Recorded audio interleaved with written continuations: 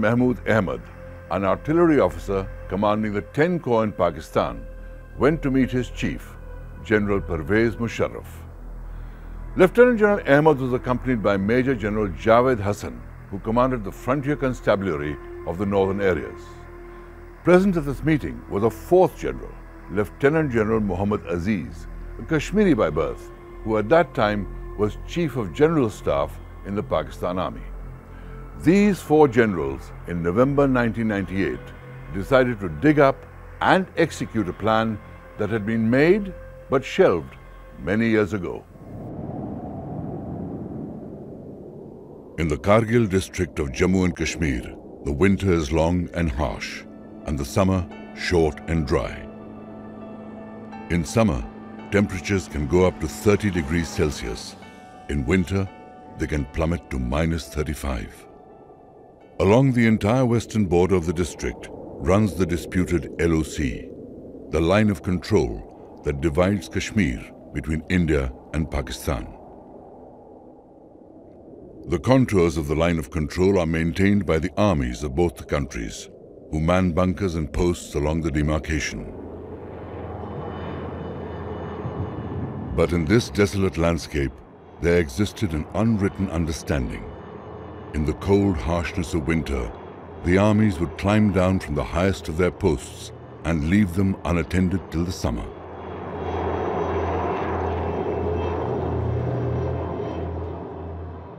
This understanding ended in 1999, when four Pakistani generals put into motion a simple but devious plan to destabilize the status quo.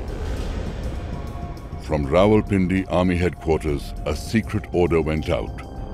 Occupy the bunkers and posts in the Dras Kargil sector that the Indian Army had vacated in the winter of 1998-99.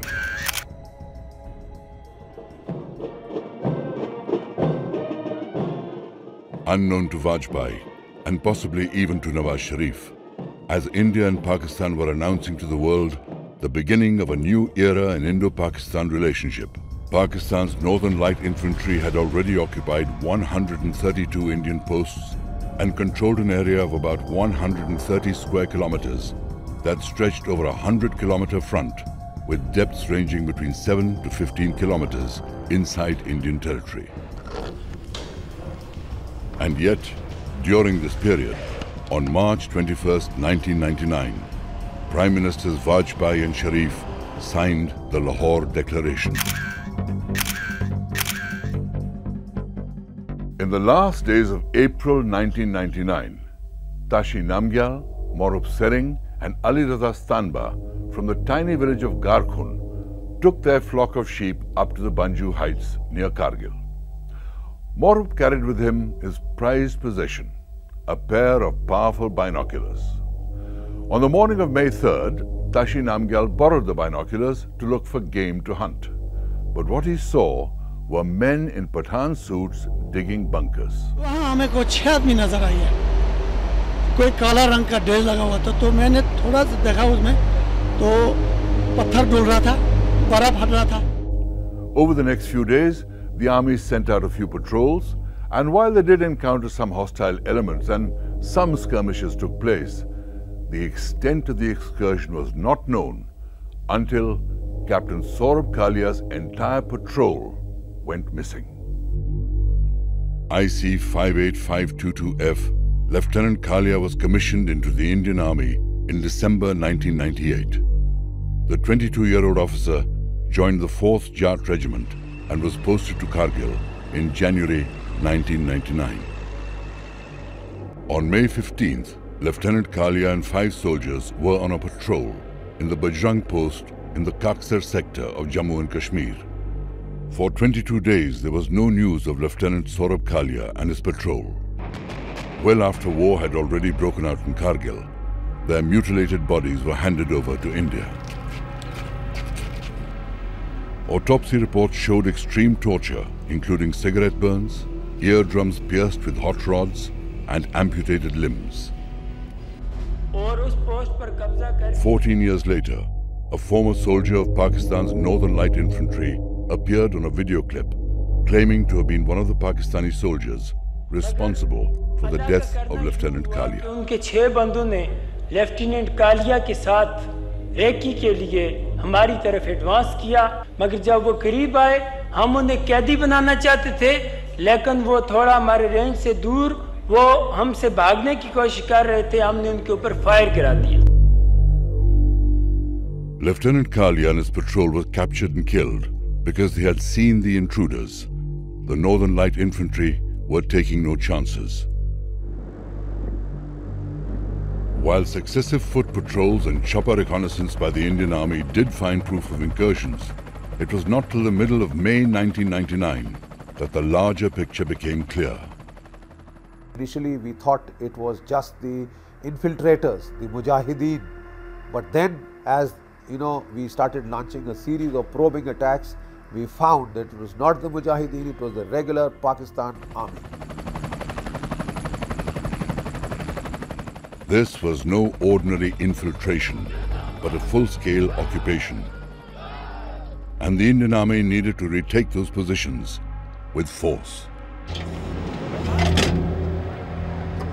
About 1 year before all this happened, the BJP-led NDA coalition had come to power in Delhi.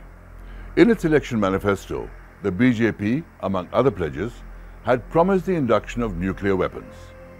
On May the 11th and May 13th, 1998, India had stunned the world by conducting 5 nuclear tests.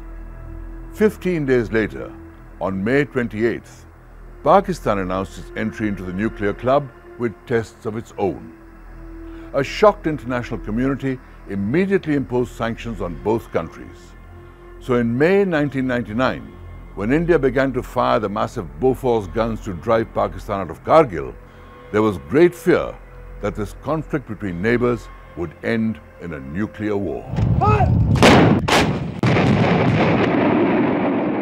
The ferocity of the Indian artillery response was unprecedented. No single piece of artillery proved more valuable in the assault than the Bofors FH-77B 155mm howitzer. Its long-range, heavy-caliber shells easily destroyed flimsy enemy bunkers.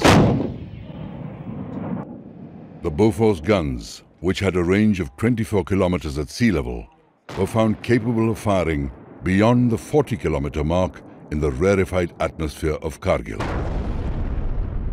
The Indian Army deployed 130 Bofors guns.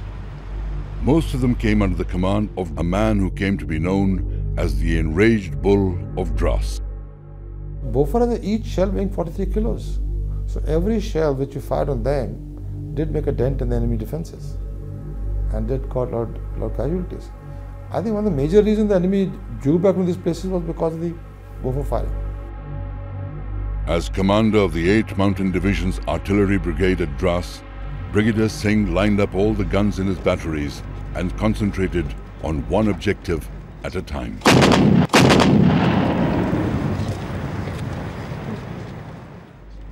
In one crucial assault, 100 guns concentrated their fire at one point, point 5140 in Tololing.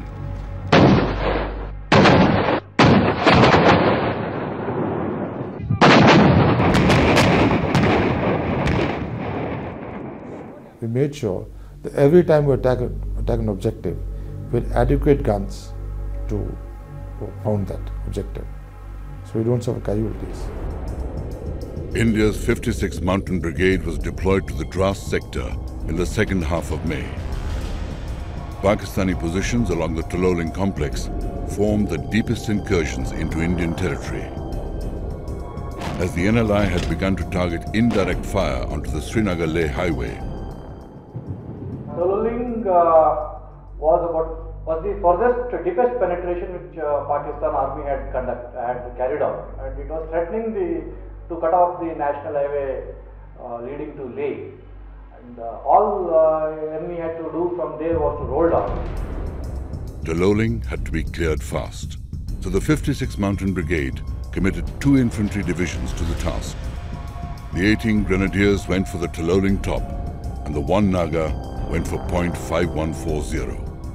There was no time even for reconnaissance or carrying out proper acclimatization. We were just given order to capture Tololing at the earliest, and there was hardly any artillery support available at that time. The attacks began on 22nd May. That's when the 18 Grenadiers and the 1 Naga discovered that the Pakistani positions were extremely well defended. Movement was slow. The Indians had to crawl up rocky cliffs under intense fire. After a week of inching forward, the twin assaults were halted by very heavy Pakistani fire. After 8 days of battle, the Grenadiers suffered more than 150 casualties, and the 1 Naga fared no better.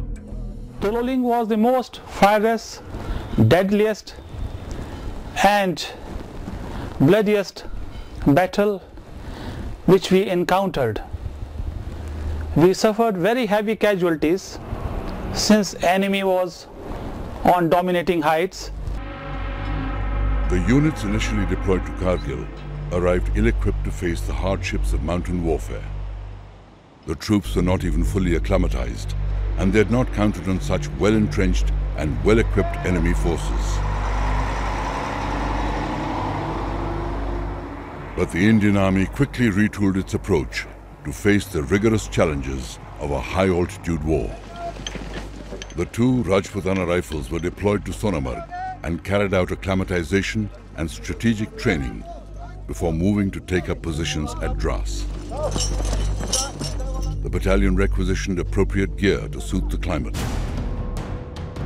On the 3rd of June, the 2 Raj Rif, under the command of Lieutenant Colonel M.B. Rabindranath, reported to the 56th Mountain Brigade and were given immediate orders to seize Tololing.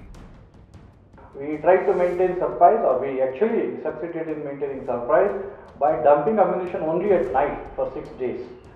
And then after 6 days, final day we actually went and lied dogo next to the objective areas for whole day without moving, and then attacked the next day. On the night of June 12th, 20 artillery batteries consisting of 120 guns began a continuous 6-hour barrage aimed at Pakistani positions on the cliff tops. The 18 Grenadiers, who were stuck midway up the ridge, set up their own barrage. Under the cover of this tremendous cannonade, the 2 Raj Rif moved towards Tololing Peak along both the chosen axes. The big guns kept firing till the Indian attackers were a mere 200 meters from their objective. When they suddenly fell silent, the Raj Rif soldiers, supported by fires from the 18 Grenadiers, decimated the Northern Light Infantry and took possession of Tololing Top.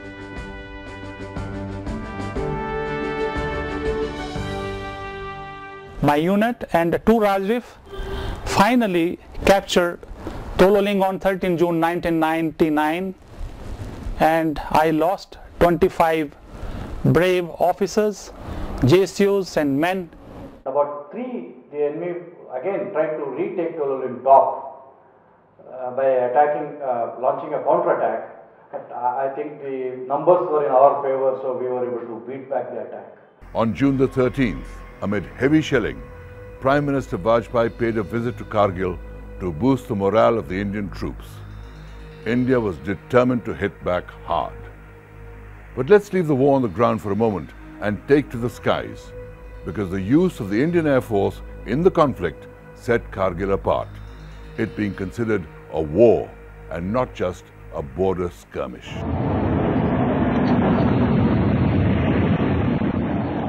The Indian Air Force began offensive operations at 0630 hours on May 26th. 6 successive attacks were launched using MiG-21s and MiG-27s.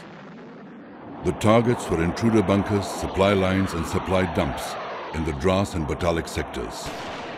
They used rocket attacks and strafing passes over enemy dugouts in the face of intense enemy fire.